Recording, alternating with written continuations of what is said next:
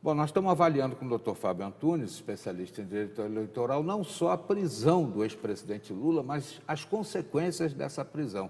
E nós fomos ao intervalo, o senhor estava falando, comentando, né, essa posição que para muitos foi precipitada do juiz Sérgio Moro, para outros foi histriônica. Eu acho que foi muito rápido, foi com muita sede ao pote. Como eu disse, eu acho que a prisão de um ex-presidente, ela foge um pouco só das questões jurídicas. Existem questões políticas, ele querendo ou não é líder nas pesquisas, você pode Agora, concordar ou não Lula com também ele. está Exatamente. meio bravateiro, Ele, né? ele simplesmente pegou aquela ordem de prisão, ele não tinha necessidade nenhuma de se apresentar, se ele não quisesse, não tinha problema nenhum. Quem recebe a ordem de prisão é a polícia vai cumprir a ordem de prisão. E ele fez daquela ordem de prisão, quando ele soube, ou seja, antes da polícia mesmo, a polícia soube ao mesmo tempo que o réu soube. Via imprensa, né, como foi na quinta-feira, perdão, aquele alarde todo feito. Ele transformou aquilo em um ato político. Ele foi para o local, para o berço político dele, ele recebeu pessoas do seu nicho eleitoral que não queriam estando deixar... num local conhecido, não era um foragido. Não era um foragido, até porque ele não tinha obrigação. Ele tem prazo até 5 horas. Ele tinha colocado essa possibilidade, mas ele não era nem um pouco obrigado. Quando você tem uma ordem de prisão contra você, quem cumpre é a polícia. E a polícia se viu naquela forma, a Polícia Federal, quando se viu naquela forma, ela ficou sem ter o que fazer, a não ser tentar uma negociação para não causar um problema maior ainda. Porque você tinha ali 2, 3, 4 mil pessoas em frente ao sindicato. A polícia não ia chegar ali e causar um problema maior ainda para levar o presidente Lula. Então, teve que haver uma negociação. Se a prisão do Lula acontecesse, como aconteceram várias outras, às vezes quando a gente acordava, logo pela manhã já tinham operações nas ruas, coisas que a gente não sabia, coisas que o réu não era informado antes que estava sendo investigado ou que estava sendo prestes a ter uma prisão. Então, eu acho que faltou ali um pouco de jogo político necessário para um processo como esse que envolve um ex-presidente. Doutor Fábio, a imprensa hoje noticia que há variações nas campanhas eleitorais em função da prisão do Lula. Até o ex-ministro Joaquim Barbosa, cuja saída do Supremo até hoje é um mistério, por que ele renunciou, e por que volta à vida pública depois de ter renunciado, alegando forças ocultas, né? Está aí agora pelo PSB. Né? Geraldo Alckmin, por sua conta, está aí também em meio a uma denúncia de Paulo Preto acontecer. Ele diz que não conhece o Paulo Preto, mas foi ele que nomeou o Paulo Preto. Né? Temos aí o Ciro Gomes com a bandeira da legalidade para o Lula, querendo pegar carona nesse problema para fazer também a candidatura. A Marina Silva, do Rede, está dizendo que todos têm que ficar submissos à lei.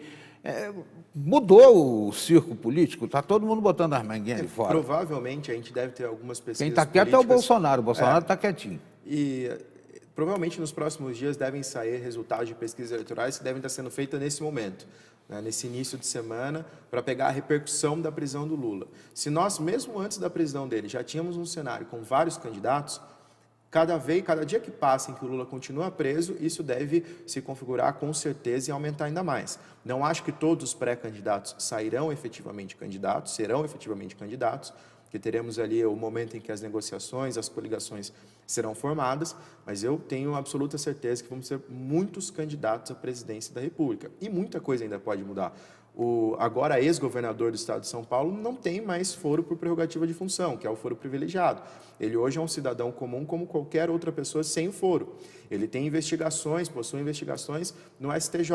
Provavelmente, daqui a dias ou semanas, esse processo vai para a primeira instância. O que vai acontecer até setembro? Nós temos aí alguns meses. Será que vai ser apresentada uma denúncia ou não? Ou será arquivado? Então, são políticos importantes que nós sabemos da força que existe para as eleições, que ainda tem muito tempo, né? O deputado Rodrigo Maia disse que daqui até outubro temos 100 anos ainda. E é verdade, há uma semana atrás, antes mesmo do julgamento do habeas corpus do Lula, nós estávamos discutindo a prisão de amigos íntimos do atual presidente. Aliás, eu não falei no Rodrigo Maia, né? Não falei no Rodrigo Maia, que também é pré-candidato. Ele, apesar de ser chileno de nascimento, é candidato também à presidência da República. É que ele nasceu fora do Brasil, mas ele pode O pai ser... estava exilado. O pai estava Ele tem a exilado, então ele nacionalidade. tem a nacionalidade. Ele é considerado um brasileiro nato também. Então ele pode exercer, inclusive, a presidência da Câmara, porque se ele não fosse brasileiro nato, nem a presidência da Câmara ele poderia exercer. Poderia ser deputado, mas não presidente da Câmara. Temos aí dentro do PT uma certa indefinição sobre um plano B, na eventualidade do Lula efetivamente não poder ser candidato. Jacques Wagner não quer disponibilizar o nome. Dilma Rousseff, não sei se poderia, porque foi cassada. Ela pode, tanto que vai sair candidata Mas ao ela Senado vai ao por Senado, Minas. vai ao Senado. E está dizendo que vai fazer discursos na ONU, na Europa, na França, lá onde for, a favor do Lula. Eu acho que ela devia ficar quieta, porque ela falando prejudica, em vez de ajudar, né?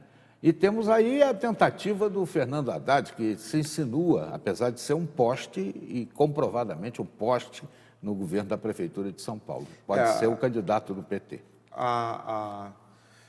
O calendário eleitoral ele é bem definido. Então, temos até o dia 16 de agosto para registrar a candidatura. O Lula, mesmo preso, ele pode se pedir o registro. Não tem problema ele pedir o registro, mesmo estando cumprindo a execução provisória da pena.